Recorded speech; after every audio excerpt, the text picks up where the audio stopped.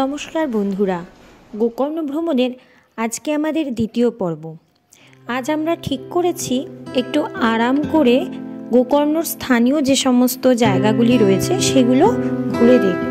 তাই সকাল সকাল আমরা একদম অথেন্টিক সাউথ ইন্ডিয়ান ব্রেকফাস্ট করেছিলাম সেদিন। তো তারপরে বেরিয়ে পড়লাম আমরা আমাদের গন্তব্যের উদ্দেশ্যে। আমরা বাইক রেন্টাল নিয়েছিলাম। এখানে 24 ঘন্টার জন্য প্রচুর বাইক রেন্টাল এর প্লেসেস রয়েছে, সেখান থেকে আপনারা নিয়ে নিতে পারবেন। আমরা যখন গেছিলাম 24 ঘন্টার জন্য 350 থেকে 400 টাকা নেওয়া হচ্ছিল বাইক রেন্টালের জন্য। রুট যাতে না হারায় সেখানে এরকম ডিরেকশনগুলো সব চক করে দেওয়া আছে, তো আপনারা এই রাস্তা দিয়েই যাবেন। হ্যাঁ সত্যি, পাহাড় আর জঙ্গলের মধ্যে দিয়ে এই শিবা কেভে যেতে হয়, যেখানে সাধারণ মানুষ গেলে অচেনা জায়গায় রাস্তা হারিয়ে ফেলা খুব স্বাভাবিক। তার জন্য কিন্তু এখানে খুব সুন্দর চক করে ডিরেকশন করে দেওয়া আছে, চক দিয়ে ডিরেকশনগুলো আঁকা আছে। পৌঁছে গেছি আমরা। এটি শিবা কেভ, একদম আন্ডারগ্রাউন্ড একটি কেভ। না ঢুকলে বোঝা যাবে না যে কেভটির ভিতরে কি শান্ত একটা ছমছমে পরিবেশ রয়েছে।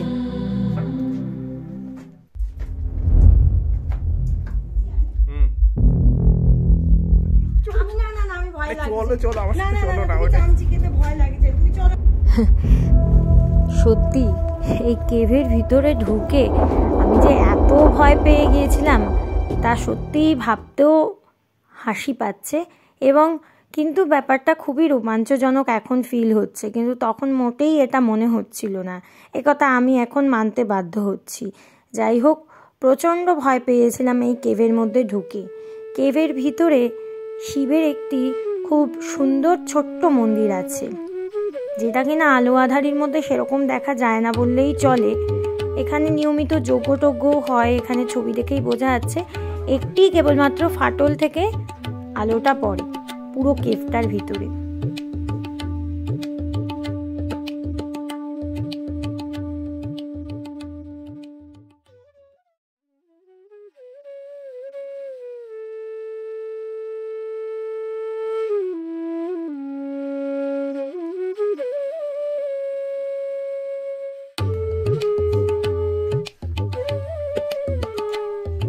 হ্যাঁ সত্যি, কেভের ভিতরে এত চামচিকে এবং নাম না জানা এত পোকামাকড়, ভয় পেয়ে গেছিলাম। ভাবলাম যে আরও কি না কি বেরিয়ে আসে। যাই হোক, কেভ থেকে বেরিয়ে আমরা চলে যাব আমাদের নেক্সট ডেস্টিনেশনের উদ্দেশ্যে।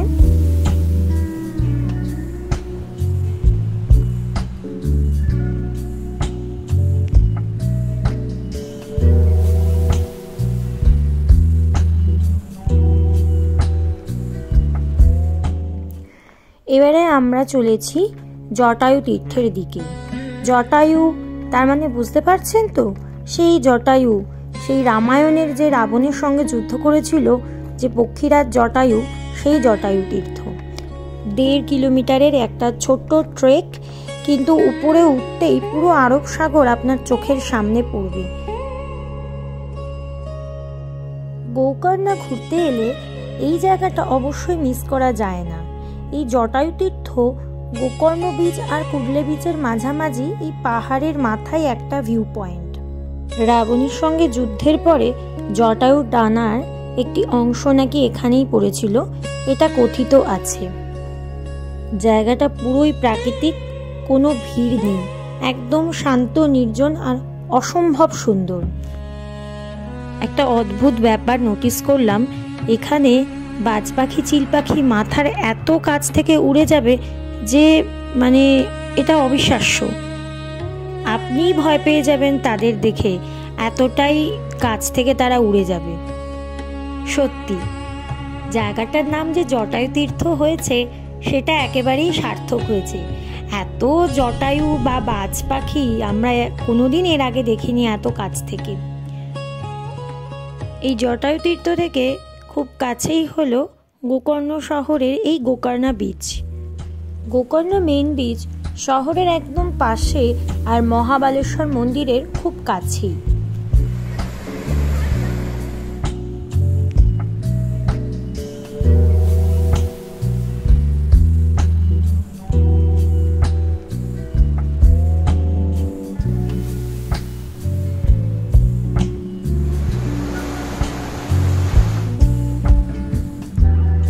আমরা রওনা দিলাম আমাদের নেক্সট ডেস্টিনেশনের উদ্দেশ্যে। আমাদের নেক্সট ডেস্টিনেশন গোকর্ণের অন্যতম জনপ্রিয় সমুদ্র সৈকত ওম বিচ।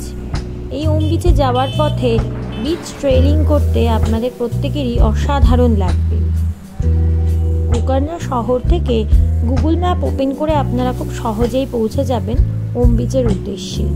বিচটা একটু দূরে গোকর্ণ শহর থেকে, কিন্তু খুব মনোরম।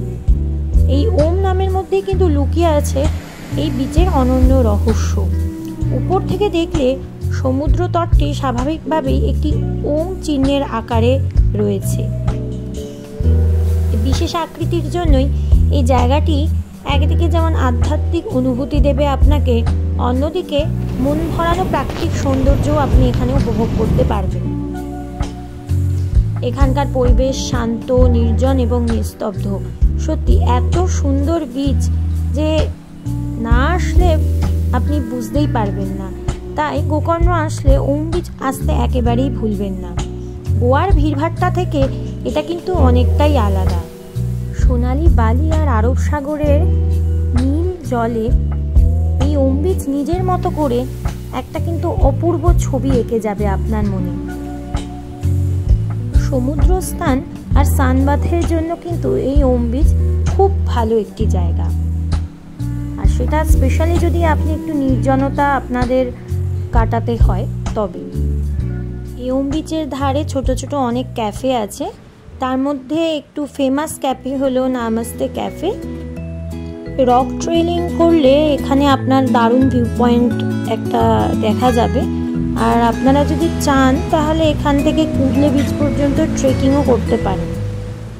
আজ তো সকাল থেকে আমাদের প্রচুর আনন্দ হচ্ছে। ওম বিচে এসে আমাদের সেই আনন্দ যেন প্রায় দ্বিগুণ বেড়ে গেল। ঠান্ডা জল, ঢেউয়ের খেলা, সোনালি বালি সব মিলিয়ে মনের মধ্যে প্রচণ্ড ফুর্তি। সব থেকে আনন্দদায়ক আর সেরা মুহূর্তগুলো কিন্তু আমার ওম বিচেই লাগলো।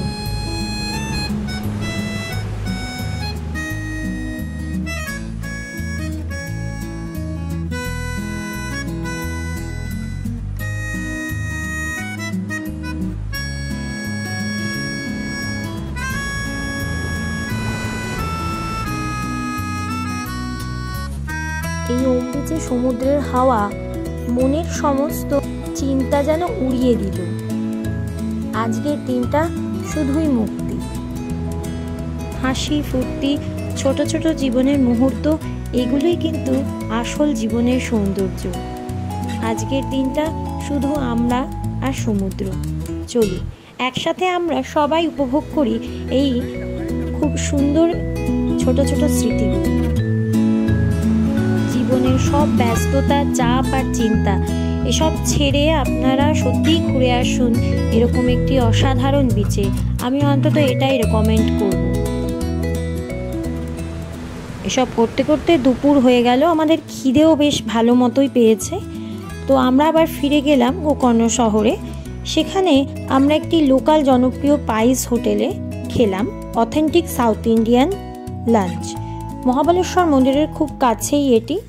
এখানকার খাবার একদম অথেন্টিক, পরিষ্কার এবং স্বাদে অসাধারণ। মধ্যাহ্ন ভোজনের পরে আমরা আবার বিশ্রাম নিয়ে বেরিয়ে পড়লাম লোকাল একটি মন্দিরের উদ্দেশ্যে। খুব ফেমাস একটি মন্দির, ভদ্রকালী টেম্পল। কথিত আছে ভেত্রাসুরের সঙ্গে যুদ্ধে জয়ের পরে ভগবান শিব এই নারী শক্তিকে ভদ্রকালী নামে পুনঃনামকরণ করে পাঠান গোকর্ণতে। এই শহরের রক্ষাকর্ত্রী দেবী হল এই ভদ্রকালী। ভদ্রকালী দেবীর এই পবিত্র মন্দিরটি কিন্তু গোকর্ণর অন্যতম জনপ্রিয় ধর্মীয় স্থান, যেখানে ভক্তির সঙ্গে মিলিত হয়ে যায় ইতিহাস এবং শক্তির গল্প। ভদ্রকালী মন্দিরে আমরা যখন পৌঁছেছিলাম তখন সেখানে সন্ধ্যা আরতি হচ্ছিল।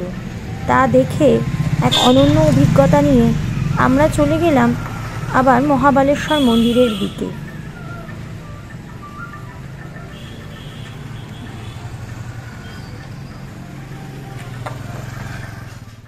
মন্দিরের কাছে সেই পাইস হোটেলের কথা বলেছিলাম, সেখানে আবার আমরা চলে গেলাম। দুপুরবেলায় আমাদের খেয়েই হোটেলটি বেশ পছন্দ হয়েছিল। সেখানে গিয়ে আমরা সন্ধেবেলার জলখাবার খেয়ে নিলাম, আর তার সঙ্গে সাউথ ইন্ডিয়ান স্টাইল কফি। একদম সব মিলিয়ে দারুণ অভিজ্ঞতা। এসবের পরে আমরা একটু বিচ মার্কেটে চলে এলাম, গোকর্ণ বিচ মার্কেট, যা কিনা মহাবালেশ্বর মন্দিরের অত্যন্ত নিকটে অবস্থিত। সেখান থেকে আমরা সবার জন্য একটুখানি সুভেনিয়ার কিনে নিলাম। তো তারপরে আমরা চলে গেলাম হোটেলের উদ্দেশ্যে। এই হলো আমাদের হোটেল শান্তিকৃষ্ণ, মহাবালেশ্বর মন্দিরের খুবই নিকটে অবস্থিত। এখানে কিন্তু লাঞ্চ, ডিনার, ব্রেকফাস্টের ব্যবস্থা রয়েছে। আজ আমাদের খুব তাড়াতাড়ি ডিনার কমপ্লিট করতে হবে, কারণ কালকে কাক ভরে আছে আমাদের নেক্সট গন্তব্যের উদ্দেশ্যে বেরোনো। গোকর্ণ ভ্রমণের দ্বিতীয় পর্ব আজ এইটুকুই। প্রিয় দর্শক বন্ধুরা, আপনাদের জন্য নেক্সট খুব তাড়াতাড়ি আমরা নিয়ে আসছি পরের দিনের এক্সাইটিং সমস্ত জায়গাগুলি। পুরো ভিডিওটা দেখার জন্য আপনাদের অসংখ্য ধন্যবাদ এবং ভালোবাসা রইল। আজ তাহলে চলি, খুব তাড়াতাড়ি দেখা হচ্ছে আমাদের নেক্সট ভিডিও।